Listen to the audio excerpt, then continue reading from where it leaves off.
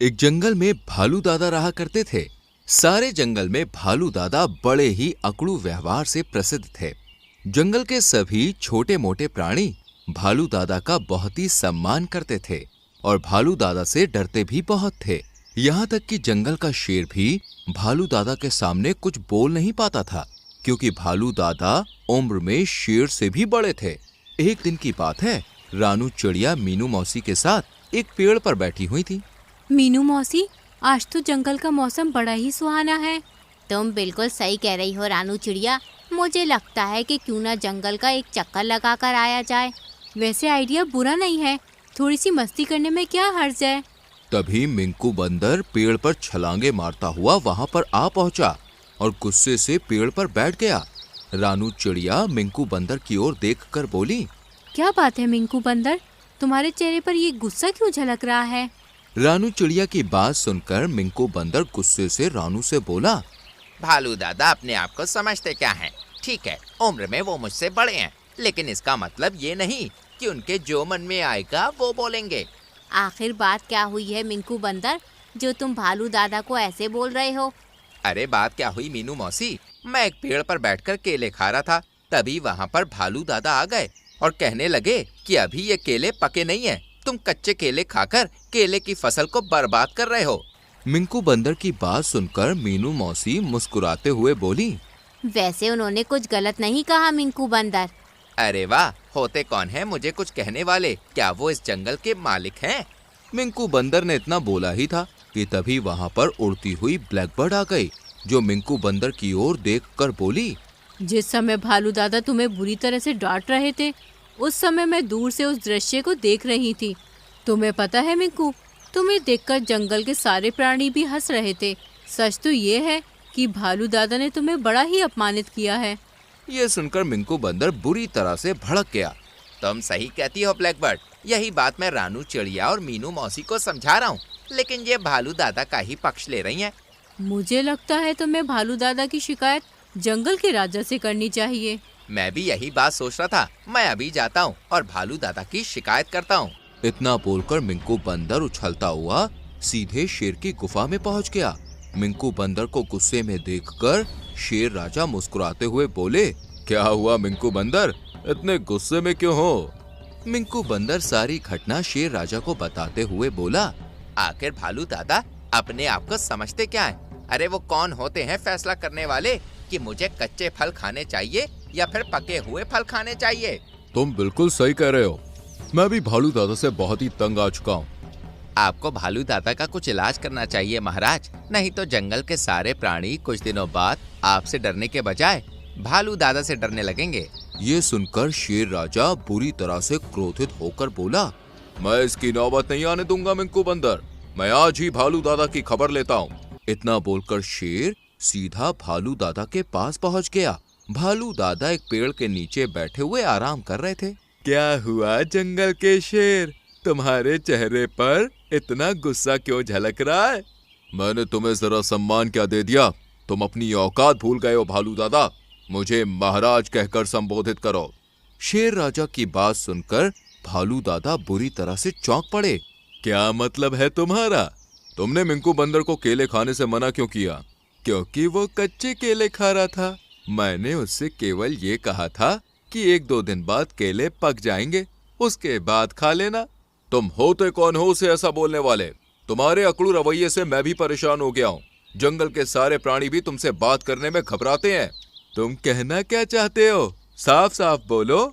इसी वक्त ये जंगल छोड़कर यहाँ से निकल जाओ, वरना मैं तुम्हें धक्का देकर भी बाहर निकाल सकता हूँ।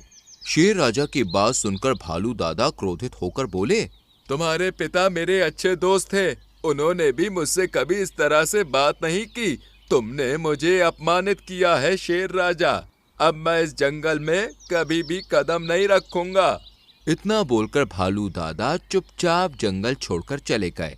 भालू दादा के जंगल छोड़ने के बाद कुछ दिन बाद रानू चिड़िया उदास होकर मीनू मौसी से बोली, जब से भालू दादा जंगल छोड़कर गए हैं, जंगल में सन्नाटा छा गया है।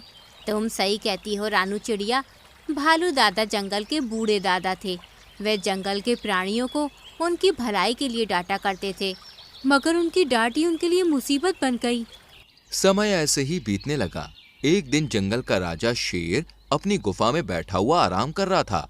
तभी एक कबूतर वहां पर आ पहुंचा और जंगल के राजा शेर से बोला, महाराज, आपके लिए एक बहुत ही बुरा समाचार है। शेर राजा चौंकते हुए बोले, कैसा बुरा समाचार? महाराज, हमारे पड़ोसी राज्य के जंगल का जो राजा बूढ़ा हो चुका है, कल उसका बेटा जंगल का राजा बन गया है और वो आपके ऊपर हमला करने की योजना बना रहा है। आप जानते हैं, अगर वो आपके ऊपर हमला करेगा तो आप उसका मुकाबला नहीं कर पाएंगे, क्योंकि उसके पास आपके पास से अधिक सेना है। तुम इतना सब कुछ कैसे जानते हो? महाराज, मैं दूसरे जंगल की सैर करने के लिए निकला था, तभी मैंने उस जंगल के शेर की ये बातचीत सुन ली। वो अपने सेनापति भेड़िए से बात कर रहा था। कबूतर की बात सुनकर शेर बुरी तरह से डर गया और तुरंत कबूतर की ओर देखकर बोला, जल्दी से हमारे सलाहकार रानू चिड़िया और मीनू मौसी को बुलाओ। कबूतर कुछ ही देर में मीनू मौसी और रानू चिड़िया को वहां पर बुला लाया। शेर राजा सारी घटना मीनू मौसी और रानू चिड़िया को बताते हुए बोला, हमें किसी भी तरह से युद्ध को रोकना होगा। अगर युद्ध हुआ तो मेरे जंगल के मासूम प्राणी भी बेमौत मारे जाएंगे। जंगल में खून खराबा हो जाएगा। मैं उसकी सेना का मुकाबला भी नहीं कर सकता। शेर राजा की बात सुनकर मीनू मौसी गहरी सोच में डूबते हुए बोली, महाराज, जहाँ तक मैं जानती हूँ तो भालू दादा की दोस्ती दूसरे राज्य के जंगल के शेर के बूढ़े पिता से है। अगर भालू दादा उस बूढ़े शेर से हम पर हमला करने के लिए मना करेंगे तो मुझे विश्वास है वह मान जाएगा। लेकिन महाराज, भालू दादा को तो आपने अपने जंगल से अपमानित करके निकाल दिया। ये सुनकर शेर अफसोस भरे लहजे में रानू चिड़िया की ओर देखकर बोला, मुझे भी इस बात का बहुत अफसोस है रानू चिड़िया। भालू दादा को निकालने के बाद मुझे अपनी गलती का एहसास हुआ, लेकिन मैं कर भी क्या सकता हूँ। अब जो हो गया सो हो गया। तुम एक काम करो, भालू दादा को तलाश करो और किसी भी तरह से उनको यहाँ पर लेकर आओ। शेर राजा की बात सुनकर मीनू मौसी और रानू चिड़िया भालू दादा को तलाशने लगी। वो दोनों भालू दादा को तलाशती तलाशती दूसरे जंगल तक जा पहुंची। अचानक रानू चिड़िया मीनू मौसी की ओर देखकर बोली, मीनू मौसी, वो देखो, उस घने वृक्ष के नीचे भालू दादा बैठे हुए हैं। मीनू मौसी, चलो चलकर देखते हैं। वो दोनों भालू दादा के पास आकर बैठ गईं। भालू दादा उन दोनों की ओर देखकर बोले, तुम दोनों यहाँ पर क्या कर रही हो? ये दूसरा जंगल है। रानू चिड़िया भालू दादा को सारी घटना बताते हुए बोली, हमारी मदद कीजिए भालू दादा। नहीं रानू, जंगल के शेर ने मुझे अपमानित किया। मैं अब उस जंगल में कदम भी नहीं रखूंगा और ना ही उसकी मदद करूंगा। उसने मुझे मेरे ही जंगल से निकल जाने को कहा। भालू दादा, आप जंगल के सबसे बुजुर्ग भालू हैं और महाराज आपके सामने बच्चे हैं और बच्चों से गलतियां तो हो ही जाती हैं। बड़ों का फर्ज बनता है उन्हें माफ कर देना। अगर आप उनकी मदद नहीं करेंगे तो दूसरे जंगल का राजा जंगल पर हमला कर देगा। सैकड़ों प्राणी मारे जाएंगे। जंगल में खून खराबा होगा।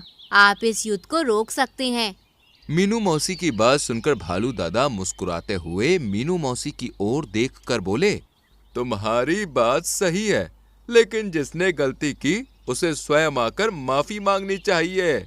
मीनू मौसी और रानू चिड़िया समझ गईं कि भालू दादा क्या कहना चाह रहे हैं। वो दोनों उड़ती हुई जंगल के राजा शेर के पास पहुंच गई और सारी घटना बताते हुए बोली, महाराज, भालू दादा चाहते हैं कि आप स्वयं उनके पास जाकर उनसे अपनी गलती की क्षमा मांगे। मैं उनसे क्षमा मांगने के लिए तैयार हूँ। चलो मेरे साथ। कहाँ पर हैं वो? कुछ ही देर में शेर राजा भालू दादा के सामने खड़ा हुआ था। मुझे माफ कर दो भालू दादा, मैंने आपके साथ बहुत गलत किया। तुम्हारे पिता मेरे अच्छे दोस्त थे, इसलिए मैं तुम्हें माफ कर रहा हूँ। परंतु तुम्हें एक बात समझनी चाहिए, मैं जंगल के प्राणियों को अगर डांटता हूँ तो उनकी भलाई के लिए। अगर उस समय बंदर कच्चे केले खा लेता तो उसका स्वास्थ्य बिगड़ सकता था। मैंने उसकी भलाई के लिए उसे मना किया था, ना कि अपने आप को राजा समझकर।